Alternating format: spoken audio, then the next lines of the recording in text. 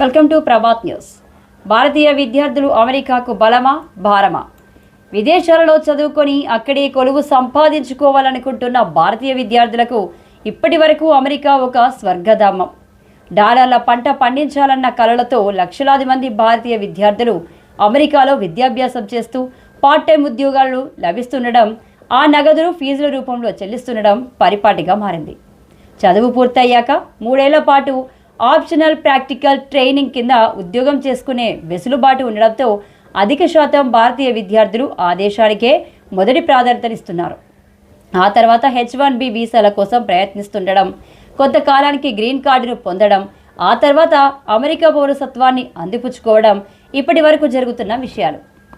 America అధ్యక్షునిగా Donald Trump రెండవసారి అధికారంలోకి వచ్చాక విదేశీ విద్యార్థులకు ఈ అవకాశాన్ని దక్కనీయకుండా అన్నింటా అమెరికా ఫస్ట్ ఉండాలన్న బలమైన ఆకాంక్షతో విదేశీ విద్యార్థులతో విన్యాసాలు ఆడడం మనం చూస్తున్నాం.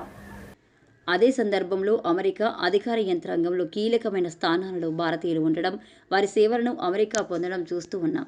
అమెరికా ఉపాధ్యక్షుడు జేడీ వాన్స్ సతీమణి ఉషా వాన్స్, అమెరికా విదేశాంగ మంత్రిత్వ శాఖ కార్యదర్శిగా ఇటీవలే నియమితులైన క్యాష్ పటేల్, ఇటీవల ట్రంప్పై పోటీ చేసిన కమలా హారిస్, ప్రస్తుత విదేశాంగ మంత్రి ట్రంప్ సలహాదారులుగా ఉన్న వివేక్ రామస్వామి, వివిధ అమెరికన్ అంతర్జాతీయ కంపెనీలకు సీఈఓలుగా ఉన్న సుందర్ పిచాయ్, సత్యనాదెన్ల లాంటి వారు ప్రవాస భారతీయులైన విషయాన్ని ఇక్కడ గుర్తు చేసుకోవాల్సిన అవసరం ఉంది. అంతేకాక ఇటీవల జరిగిన ఎన్నికల్లో అమెరికన్ కాంగ్రెస్కు 6 పార్లమెంటు సభ్యులు ఎన్నికయ్యారు. ప్రముఖ వ్యోమగామి సునీత విలియమ్స్ సేవలను మర్చిపోలేము కదా. ఇక అమెరికాలో విద్యను అభ్యసిస్తున్న విద్యార్థుల విషయానికి వద్దాం.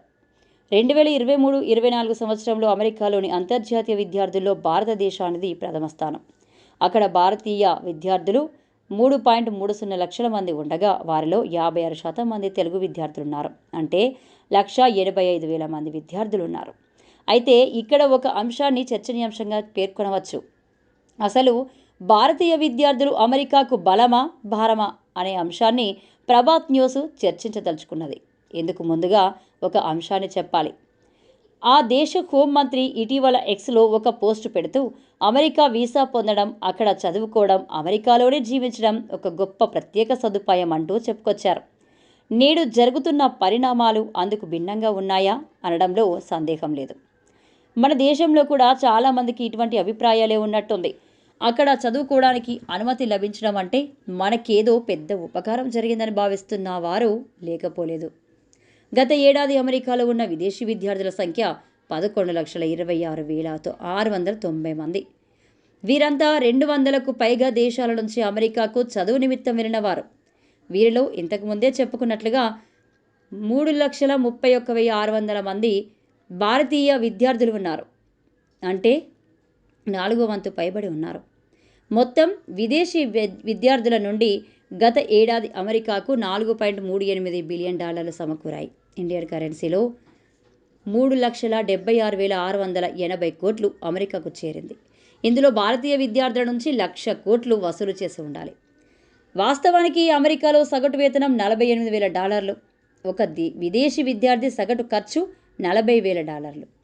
అంటే భారతీయ విద్యార్థులు అమెరికాలో చదువుకోవడం భారం కాదు, సరికాదా, ఆ దేశానికి చాలా లాభసాటి వ్యాపారం.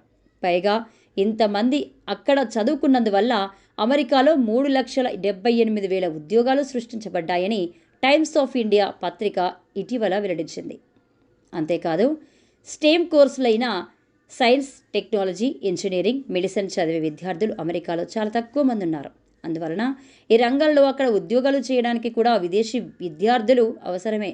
భారతీయ విద్యార్థులు చదువు ముగించుకొని అక్కడే స్థిరపడిన కారణంగానే సిలికాన్ వాలీ కంపెనీ వైభవాన్ని సాధించగలిగింది. అంతేకాక H-1B వీసా పొందిన భారత ఉద్యోగుల ద్వారా వివిధ కంపెనీలు కోట్లాది రూపాయల లాభాన్ని ఆర్జిస్తున్నాయి. గతంలో ఎలాన్ మాస్క్ వంటి ప్రముఖులు ఎన్నోసార్లు నొక్కి వ్యాఖ్యానించారు. ఇటువంటి ఉదాహరణలు చాలానే చెప్పవచ్చు. వాస్తవానికి భారతీయ విద్యార్థులకు అమెరికా కొత్తగా వరగబెట్టిందేమీ లేదు. భారతీయ విద్యార్థుల కారణంగానే అమెరికా బాగా లాభపడుతుందని ఇప్పటి వరకు అనేక ఉదాహరణల ద్వారా చెప్పుకున్నాం. ఈ అంశాన్ని పక్కన పెట్టి భారత విద్యార్థుల పట్ల అమెరికా ఆకారాన్ని, కోపాన్ని వెళ్ళగట్టడం దేనికి సంకేతం? ఇక్కడ విడ్డూరం ఏంటంటే అమెరికాకు ఆదాయాన్ని సమకూరుస్తూ అక్కడ మన వాళ్ళు అవమానాలు ఎదుర్కొంటుంటే ఇక్కడ ప్రభుత్వానికి చీమ కుట్టినట్లయినా లేదు.